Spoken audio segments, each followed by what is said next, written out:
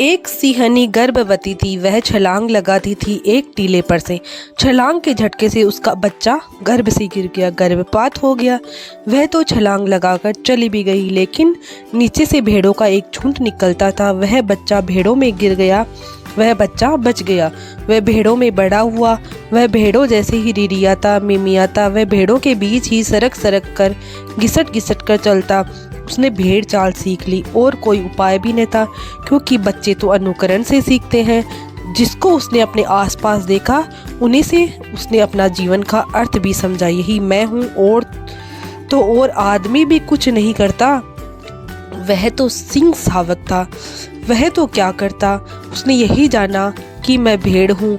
अपने को तो सीधा देखने का कोई उपाय नहीं था, दूसरों को देखता था अपने चारों तरफ। वैसे ही उसकी मान्यता बन गई कि मैं भेड़ हूँ। वह भेड़ों जैसा डरता और भेड़ें भी उससे राजी हो गई।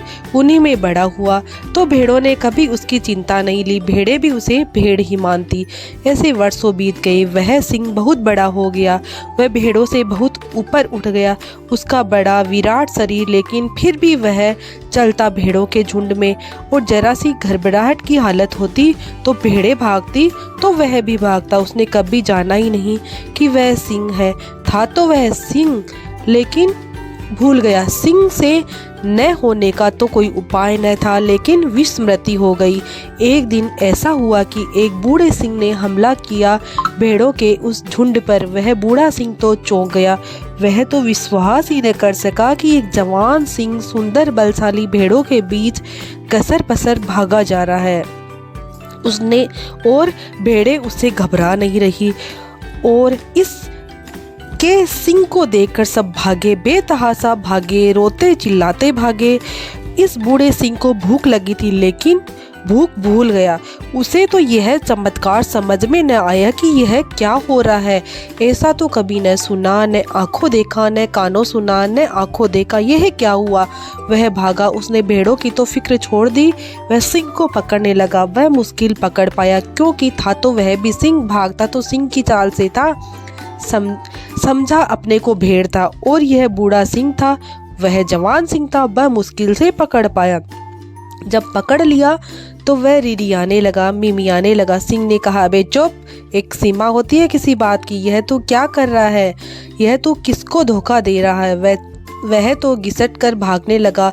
वह तो कहने लगा, क्षमा करो महाराज, मुझे जाने दो। लेकिन वह बूढ़ा सिंह माना नहीं। उसे घसीट कर ले गया नदी के किनारे। नदी के शांत जल में उसने कहा, जरा झांक कर देख। दोनों ने झांका। उस युवा सिंह ने देखा कि मेरा चेहरा और उस बूढ़े सिंह का चेहरा तो बिल्कुल एक जैसा है। बस एक क्षण में क्रांति घट गई। कोई औषधि नहीं, हुंकार निकल गया, गर्जना निकल गई। पहाड़ कांप गए। आसपास के कुछ कहने की जरूरत न रही। कुछ उसे बूढ़े सिंह ने कहा भी नहीं। सद्गुरु रहा होगा, दिखा दिया, दर्शन करा दिया। जैसे ही पानी में झलक देखी, हम तो दोनों एक जैसे हैं। बात भूल गया।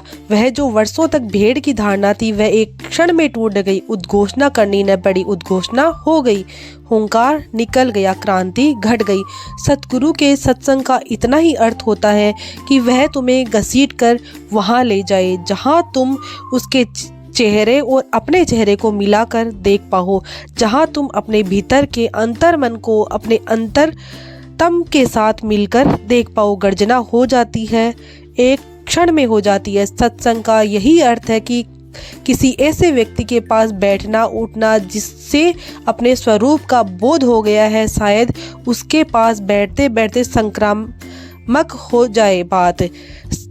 इसीलिए कहते हैं कि जैसे जिस इंसान के साथ आप रहते हो या जहाँ भी जगह आप रहते हो, तो वो जगह की छाप इंसान के आसपास ज़रूर दिखाई देती है। तो सबको अच्छी जगह में रहना चाहिए, अच्छे लोगों की संगति करनी चाहिए।